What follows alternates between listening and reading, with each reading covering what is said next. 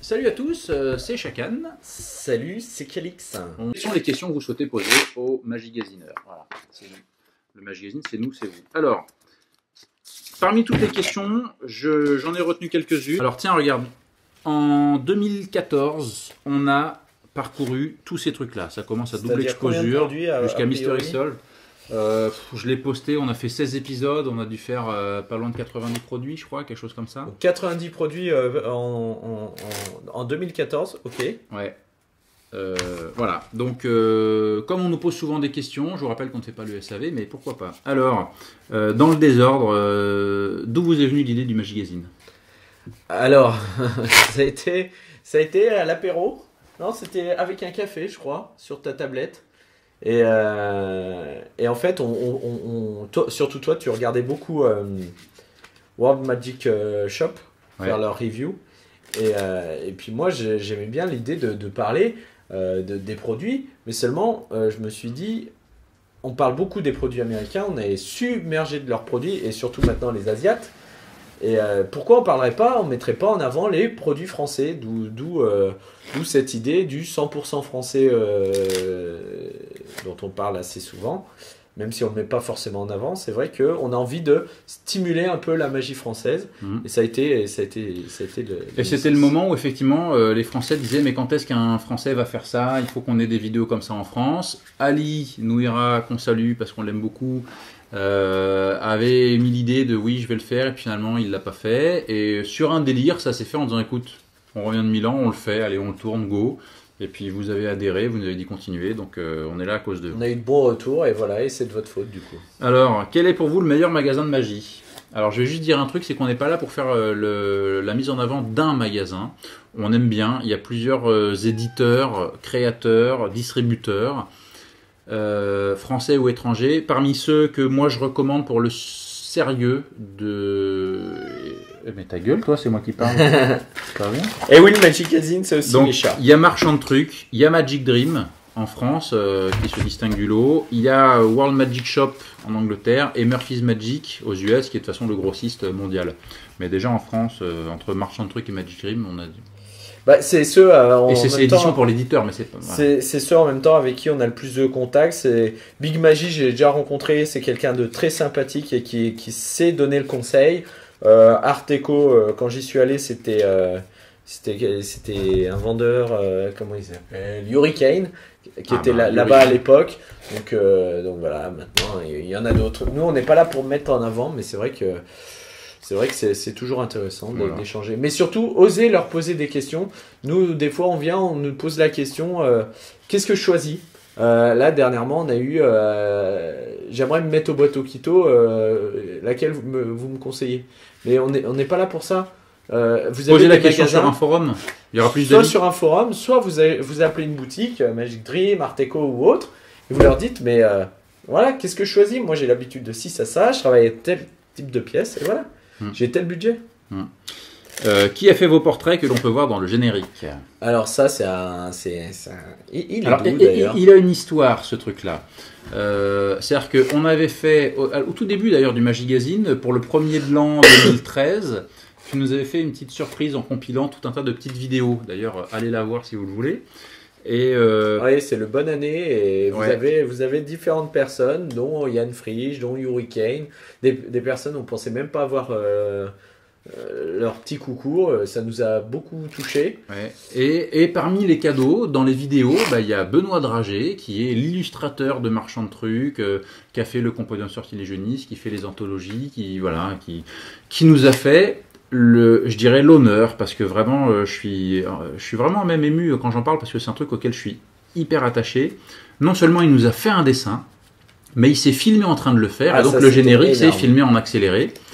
Et c'est la vraie vidéo, ce que vous voyez, c'est vraiment Benoît qui le fait. Et c'est donc à mi-chemin entre deux photos, c'est-à-dire une photo qu'on avait prise à la con où toi tu avais le pouce en feu, et une photo de moi où je suis à côté de Luc Germain. Voilà, c'est un peu le mix de ces deux photos-là en caricature. Sauf que ce dessin-là, c'est à mon avis l'essence même du Magigazine. C'est-à-dire que c'est entre le délire, on se cherche un peu l'un l'autre, on est deux, voilà. Et voilà, c'est parfait. Enfin, j'adore ce truc-là et on l'a trop tard mis en avant. On l'avait juste sorti dans cette vidéo et je suis très content qu'on l'ait mis en générique parce que j'adore ce truc-là. Quelque chose à dire, monsieur? Non, franchement, ouais, c'est un bel honneur, un beau cadeau. Alors, j'ai eu 2 questions qui se ressemblent. C'est pour vous, quelle est la liste de must-have dans tous les domaines? Alors, pour moi, on n'a pas vocation à faire ça. On vous dit un petit peu ce qui sort et ce qu'on en pense, mais dire dans les cartes il faut ça, dans les pièces il faut ça, encore une fois, allez dans un club de magie, allez sur les forums ou quoi que ce soit. Déjà écoutez-nous et vous saurez ce qu'on pense de tel et tel produit. Après, on peut peut-être au moins dire dans les pièces, toi, c'est vrai que tu es hyper fan d'Eric Jones. J'irai dans les cartes, on va dire que tu es hyper fan d'Eric Jones. J'irai dans les cordes. Ah non, c'est Tabari là. Dans les cartes, Eric Jones, j'aime bien ce qu'il fait, mais c'est pas mon idole. Ouais. Donc, par contre, ton top 5 2014. Voilà, je t'ai sorti. Top 5 2014. Ça, c'est tout ce qu'on a fait en 2014. Vas-y, je te donne. J'ai mis des croix sur les choses que moi j'avais adorées. Alors, top 5, c'est compliqué. Parce qu'il y a des choses que j'ai beaucoup aimées, mais que je fais pas forcément souvent, et des choses que je pratique énormément. Donc je vais vous donner, moi, un des effets que je fais le plus, c'est double exposure. Et ça, c'est un acquis pour moi, je n'en démordrai pas. Il y a 2 trucs que j'ai adorés, qui sont Distorted Visions et Sixth Sense. Sixth Sense, c'est un budget, voilà, mais une fois que vous avez ce gimmick-là, c'est no limit. Oui. Distorted Vision, c'est une routine qui ne quitte jamais ma poche, que j'ai pas tellement l'occasion de présenter. Mais au bon moment, au bon endroit, c'est génial. Et puis Rubber Band qui a été une belle révélation. Voilà. Sorti de là, si j'étends un petit peu le scope, Way Out 12 que j'ai dans ma veste, dans ma poche de veste. Et ça fait partie, c'est comme le CPAP, enfin moi j'ai trouvé que c'était une belle production, mais que finalement on peut pas tout faire et du coup après on en met un peu de côté et pour moi ça en fait partie. Splash Bottle, le Flash FP et le live de Germain parce que j'ai eu l'occasion de les présenter de temps en temps, mais pas aussi souvent que je le voudrais. Et puis le Flash FP, c'est pareil. Alors True Mystery, oui c'est ça. Et True Mysteries ça y est que j'ai commencé à mettre en pratique et qui m'a bien plu et je vais y revenir. Donc voilà pour moi les choses qui m'ont beaucoup plu en 2014 parmi toutes les excellentes choses. Alors les choses qui nous ont plu, forcément qu'on refait, non pas non, forcément. Mais je te dis moi il y a des choses que j'ai dit que je pratique et les choses qui m'ont plu et que je pratique pas autant que je le voudrais. Alors moi dans les choses qui m'ont vraiment plu, ce qui a sorti Ludo, les anthologies, c'est vrai que ça m'a fait plaisir d'avoir une belle bibliothèque comme celle-ci, avec ces livres-là. La Splash Bottle, la production qu'on fait Magic Dream, c'est vraiment très joli, avec plein d'idées et ça j'utilise. Ring Fight Revolution c'était avant, Top It Revolution c'était l'année d'avant. Ouais, ça commence là. Ok. T'as ça et ça. Ok. Alors Sixth Sense, c'est vraiment quelque chose en condition pro que j'utilise beaucoup. Distorted Vision pour la routine, comment elle s'appelle d'ailleurs, Silver Lining qui est vraiment tip top. Il y en a d'autres dedans mais c'est pas mes conditions, donc ça fait partie vraiment des routines que je fais. Il y a eu Mystery Solved dernièrement que j'ai beaucoup apprécié mais que j'ai pas encore mis au répertoire. Ouais, c'est pour ça que je l'ai pas encore cité. On peut pas tout faire. Ça c'est en 2015, je réfléchis. Il y avait Eric Leblond aussi, que ce soit avec Shin ou à la fois avec son Instant Top It. Ouais. C'est des idées que j'ai beaucoup aimées parce que je travaille le Top It. Et Chin, j'ai beaucoup apprécié parce que ça rejoint un peu David Stone dans Splash. Donc c'est encore des idées, mais là c'est une autre utilisation. Donc ça c'est vraiment des produits... Ah si, il y a Mental Paint aussi, fait par notre français, Sébastien. Oui, que toi t'as beaucoup aimé, c'est vrai. J'ai beaucoup aimé, c'est vrai que j'ai pas eu l'occasion beaucoup de le sortir. Mais comme on a parlé dernièrement de Meridian Technique, ça peut être une idée de dire, vous allez penser, il y a quelqu'un ce soir qui va penser à une star et je vais essayer de la deviner et de faire monter la maillot. C'est vrai. Donc voilà, et après True Mysteries, je connaissais déjà puisque ça a été une réédition, enfin une mise. Ouais, j'ajoute un élément, c'est Fractalicious, que j'ai aussi toujours dans la poche et que je présente très régulièrement. Ah ouais, bah tu vois, c'est ce qui nous différencie. Moi j'ai plutôt préféré les Kaminskas. Michael Kaminskas avec The Architect surtout. parce que Fusion, c'est moins ma tasse de thé. Mais The Architect est très très bien. Ensuite... Mais il y en a plein d'autres. Hein. Loving Ben, c'était bien. Oui, c'était bien, oui. Pour Invisible, que penses-tu de l'ITR? J'ai du mal à le démonter, peux-tu m'aider? Voilà, ça suffira comme réponse. SAV. Pour Twisted, j'ai du mal à utiliser le gimmick, peux-tu me faire une vidéo tuto?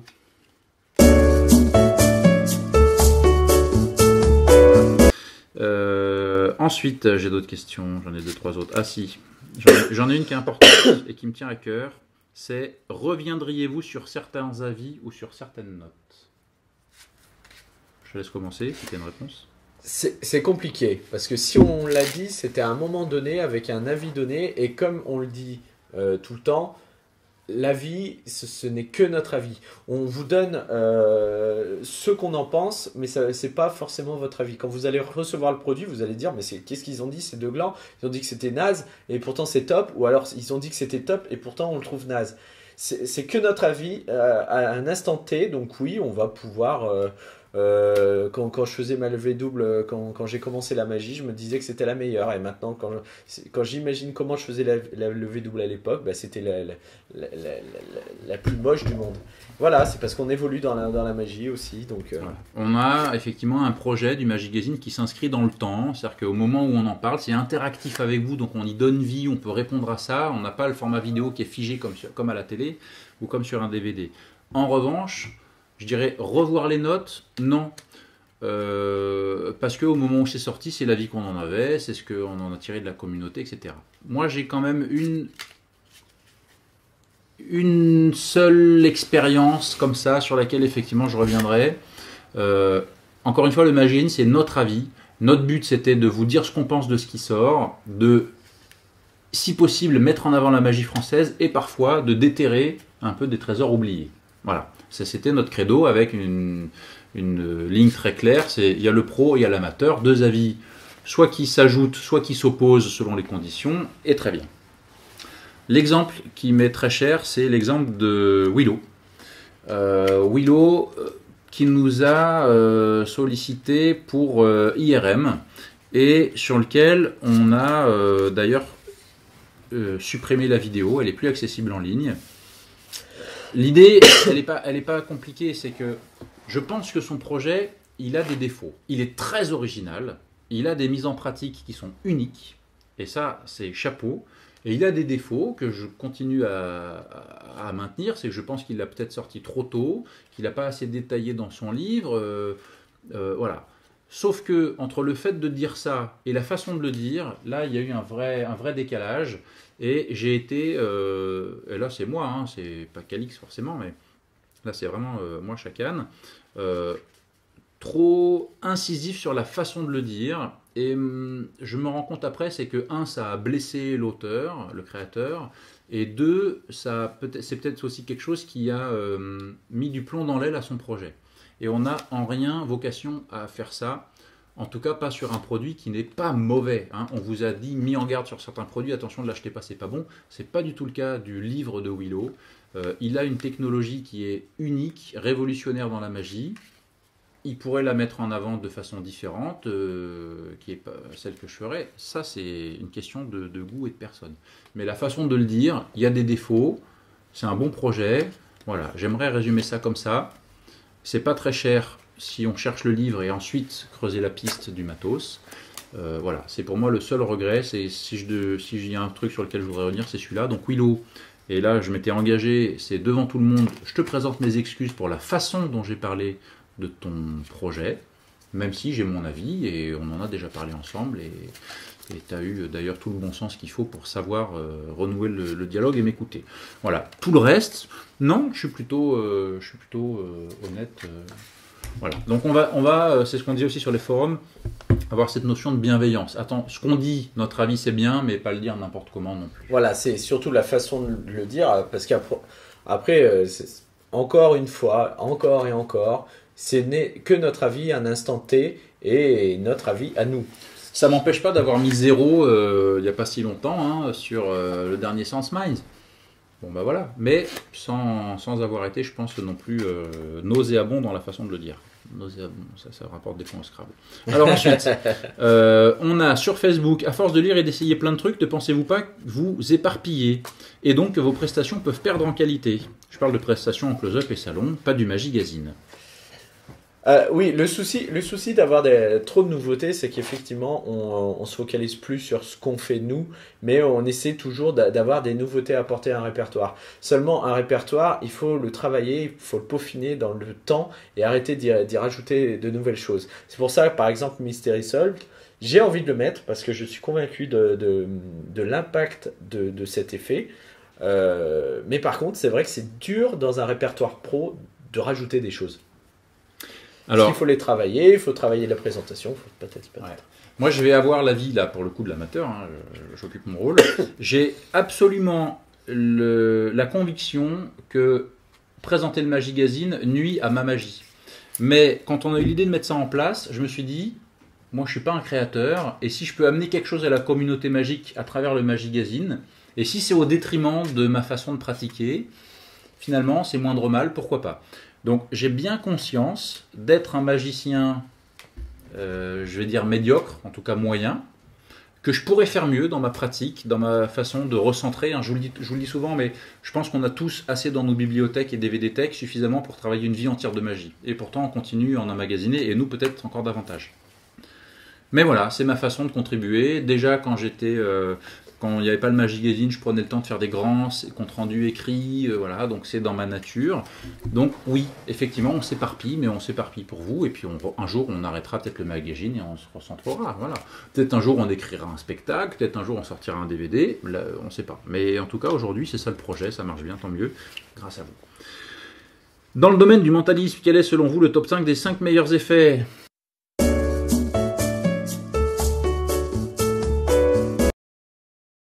Et puis, Régis, qu'on salue, après tous ces tours testés, évalués ou non, au-delà de cette débauche de publication, quels sont les tours qui restent vraiment dans votre répertoire? Est-ce qu'il existe une magie en 2010 qui laissera une trace? Alors, les tours qui restent vraiment dans votre répertoire, comme tu le disais, dans un répertoire pro, et tu me le dis régulièrement, et voilà, j'ai fait une presta, et j'ai fait le truc habituel, et j'ai pas inclus ça, ou des fois, j'ai essayé ça, ça a marché. Donc, vas-y, de ton avis, qu'est-ce qui... Alors, depuis le Magigazine, on va dire, qu'est-ce qui est resté réellement...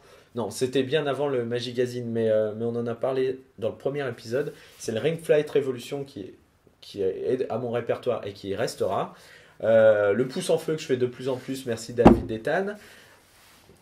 Qu'est-ce qui reste de plus en plus... après, c'est plus sur la manière de faire ma magie, d'aborder les tables. Donc ça, c'est au fur et à mesure des lectures. Moi, je suis en train de revenir, par exemple, sur Keymaster, que j'ai redéterré des choses que j'aimais beaucoup. Qui était comme ça, Keymaster. Ouais, ça me plaît bien. Donc ça y est, maintenant, c'est tout le temps dans ma poche. Silver Lining, je suis d'accord. Fractal Issues, que t'aimes pas, mais que j'aime beaucoup. Et si, j'ai rajouté de Colin MacLeod, on n'en a pas parlé encore. Ça fera partir des produits déterrés, on va dire. C'est son Serial Prevaricator qu'on peut voir dans son coffret, qui est vraiment quelque chose d'énorme. Voilà. Et puis, est-ce qu'il restera en 2010 une magie qui laissera une trace?